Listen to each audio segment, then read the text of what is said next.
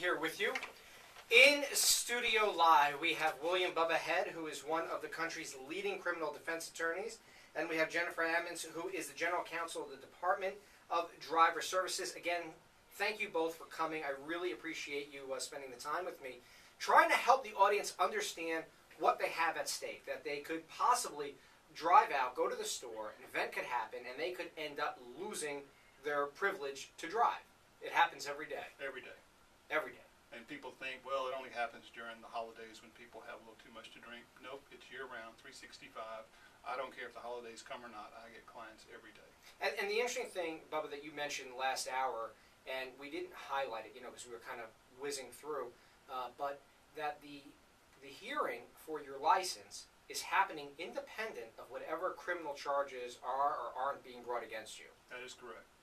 That hearing is important, though, because many people think, well, I'm not going to worry about this, I'll just worry about the criminal case. But then if you're suspended, it can completely change your attitude toward fighting the case. And on top of that, that's the first hearing we have a chance to get the officer under oath with a transcript so we can use that to impeach the officer later.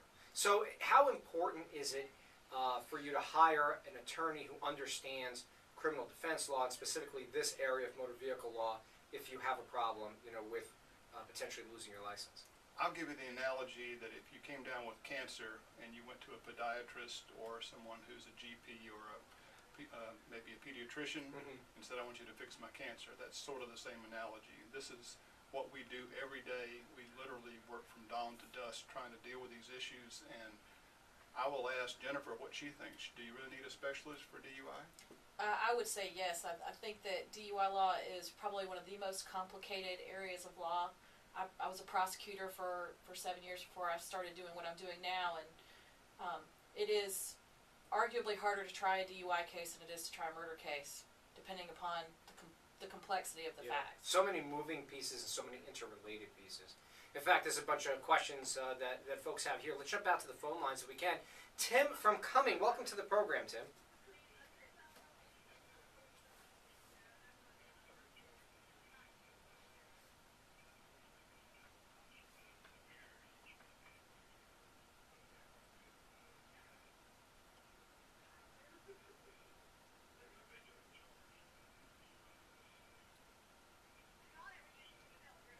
So basically the question is, can they charge you for DUI if they don't see you driving? That is your question, Bubba? Is that possible?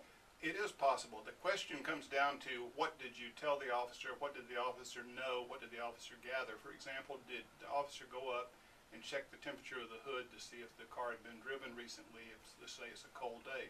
What did he find when he got to you? Did he find the car keys and go back and match them to the car? Did he ask you questions about, is that your car back down the road? And you say, yeah. And he says, well, how long ago were you driving it?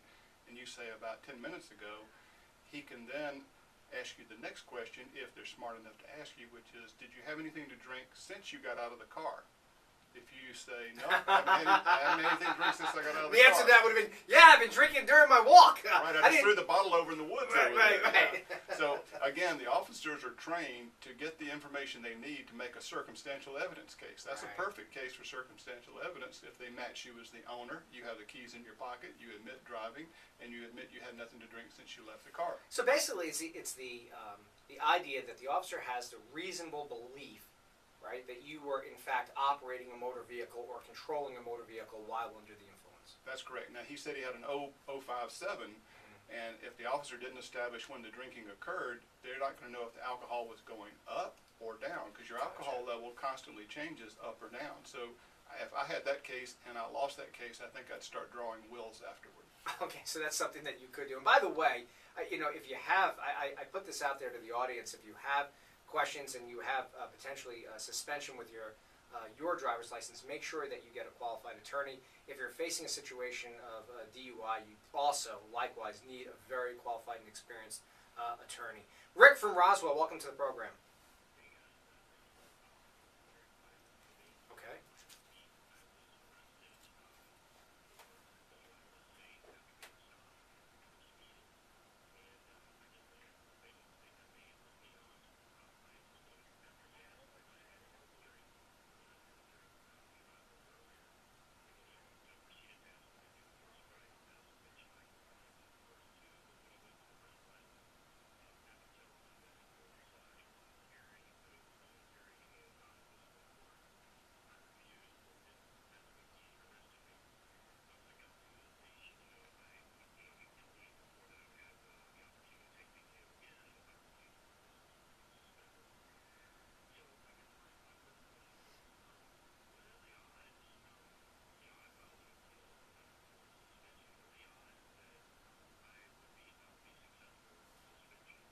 right. So the question, obviously, it's you have a situation: speeding, an admission, field sobriety test, and an arrest.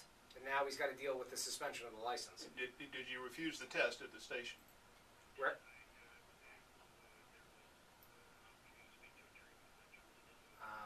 All right. Let's roll back. Let's roll back and make these 2 points very clear and highlight them for everyone listening. Bubba's question to you was, did you decline that test at the station? And your answer was? Okay. Second question was, you asked, did you have a right to an attorney to make that decision? Right? You wanted to know about that as well. And in Georgia, the Supreme Court of Georgia has said no to that question. One of my friends appealed that all the way up. But in other states like North Carolina, you can call your gardener for the first 30 minutes and talk to anybody you want to, and you don't have to make a decision. And people, I think that like when they're pulled over on the side of the road, even that they can call their attorney to make a decision on how do I handle this. No, it's too late at that point. I've even had an attorney sitting in the passenger seat, and the driver's seat, could I just walk right over there and ask my attorney? That is my attorney in the driver's seat, I'm in the passenger seat, and they've said no. They won't let you call anybody. So you either know your rights, which are everything before the cuffs is voluntary and optional. Keep your mouth shut. Don't admit anything. Don't try to talk your way out of it. You're not going to do that. You have a right to remain silent. Do you have the ability to remain silent? Right. And then as far as if he declines the test in the station, right, where he said that he received his implied consent notice and he declined the opportunity to take the test, so the consequence is what? Well, the thing of it is, he did everything wrong. That doesn't mean he's going to lose either the administrative or the criminal case. There should be a video. If it's in most of the metro jurisdictions, the video is the very best evidence. So he definitely needs to get to someone who specializes. This case could cost him the ability to drive for 1 year, but we're successful in a high percentage of cases. For one way or another, we're able to help the person get out of that. Now,